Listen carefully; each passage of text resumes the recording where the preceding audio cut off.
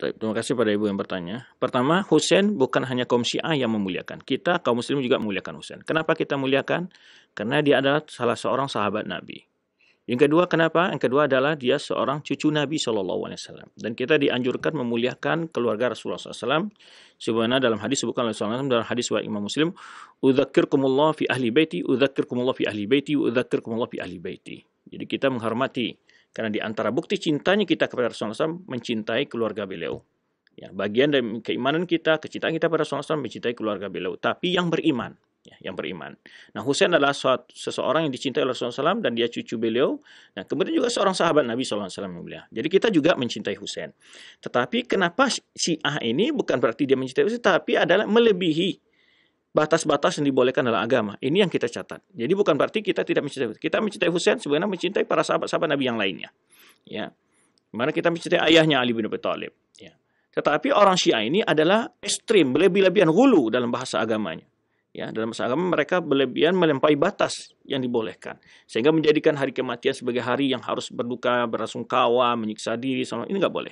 Atau sampai mengatakan orang yang berziarah ke kuburannya pada hari Asyura atau mendatangi kuburannya akan mendapat berkah, murah rezeki, segala macam. Bermacam-macam mereka buat. Ya, ini yang tidak benar. Ya.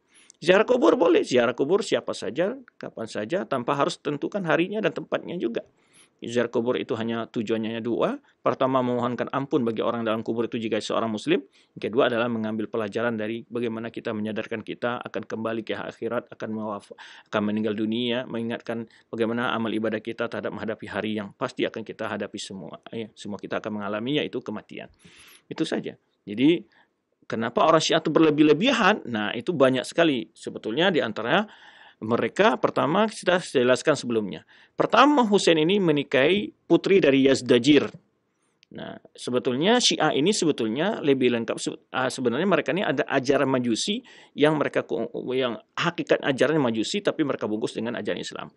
Nah, karena mereka mengagungkan keturunan Yazdajir, orang Majusi itu, Raja Persia, ya. Nah, kemudian di saat Umar Al-Khattab menghancurkan kekuasaan orang Majusi Persia waktu itu, mendapat tawanan putrinya dan kemudian dinikahi oleh Husain.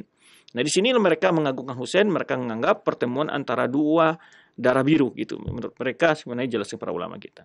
Nah, dan juga mereka menjadikan peluang untuk ekspos melebih-lebihkan Husain ini cara untuk menjauhkan kaum muslimin dari ajaran Islam yang sebenarnya. Ya, untuk menyesatkan kaum muslimin dari ajaran Islam yang sebenarnya. Ya, maka lahirlah berbagai doktrin-doktrin Syiah itu mengatakan bahwa nanti sebelum hari kiamat manusia akan dibangkit dulu, ya, termasuk musuh-musuhnya Ahlul Bait akan dibangkit dulu. Mereka meyakini adanya Mahdi, mereka meyakini telah berubah-ubahnya Al-Quran, kemudian meyakini adanya taqiyah, ya, bolehnya berbohong segala macam. Dan banyak sekali keyakinan mereka. Ada lagi namanya Al-Bada. Mereka mengatakan Al-Bada itu adalah Allah tidak tahu atau apa-apa yang akan terjadi. Lalu setelah Allah memutuskan, kemudian Allah melihat ada hal yang berefek buruk, lalu dirubahlah pendapatnya. Dan itu Al-Bada menurut mereka.